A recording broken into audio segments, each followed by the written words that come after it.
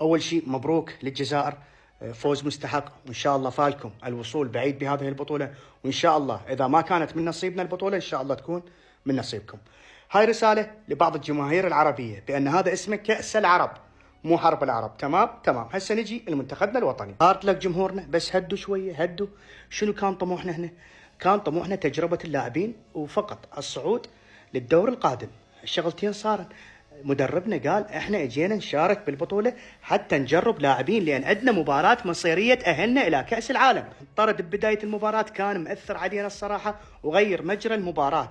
رغم الطرد بالشوط الاول قدمنا شوط كبير، بس لو صابرين اخر ثواني بس ومنتهي الشوط الاول 0-0 كان تغير مجرى المباراة. اجى هدف بنهاية الشوط الاول واجى علينا هدف ببداية الشوط الثاني. لا بعدها انقلبت الموازين، الجزائر صارت مسيطرة ولياقة لاعبيننا انتهت. المهم القادم افضل، وهاي مواجهات ربع النهائي، العراق ضد الاردن.